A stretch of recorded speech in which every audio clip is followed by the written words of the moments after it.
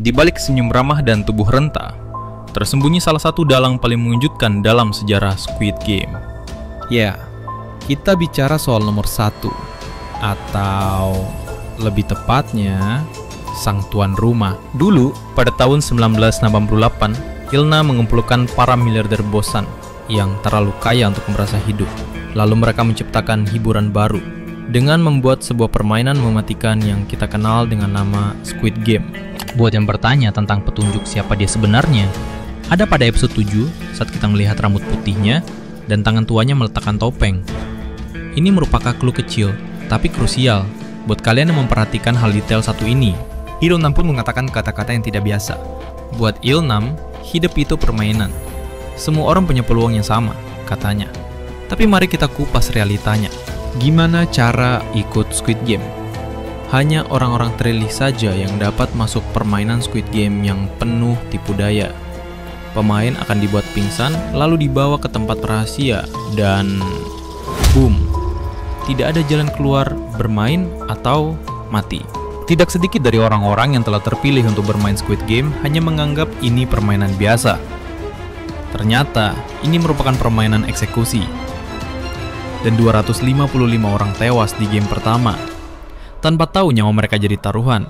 Ironisnya, dia memilih menghentikan game saat voting. Katanya demi keadilan. Tapi keadilan seperti apa kalau seluruh sistemnya dirancang untuk mengeksploitasi orang miskin? Ketika 93% pemain kembali, bukan karena gamenya adil, tapi karena hidup di luar jauh lebih kejam. Di penghujung hidupnya, Ilnam ingin bermain satu game terakhir, dan taruhannya kemanusiaan. Kalau seseorang menolong tunawisma sebelum tuna malam, Sang Hun menang. Tapi kalau tidak, Ilnam menang dan membuktikan bahwa manusia tak lagi peduli. Tapi seseorang datang, Ilnam kalah. Kepercayaannya pada keburukan manusia hancur. Siapa sebenarnya Sang Hun bagi Ilnam? Sang Hun dan Ilnam mempunyai banyak kesamaan. Semasa kecil, permainan favoritnya, bahkan cara mereka menyakiti orang yang mereka cintai. Apakah Ilnam adalah ayahnya? Mungkin ini bisa saja terjadi, tapi kalaupun tidak, jelas Sang Hun menjadi pengganti dari anaknya yang hilang. Dan akhirnya Ilnam bermain secara adil. Dirinya melepas selang oksigennya sendiri, tidak lagi lari dari kematian.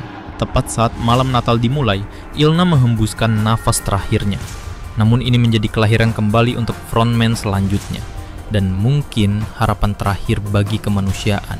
Jadi itulah dalang di balik permainan Squid Game yang kita tonton. Nah, sebelum itu, buat kalian yang ingin memainkan permainan Squid Game, jangan lupa untuk cek link yang ada di deskripsi. Dan buat yang belum like video dan subscribe ini, jangan lupa untuk di like dan subscribe, dan sampai jumpa di video berikutnya.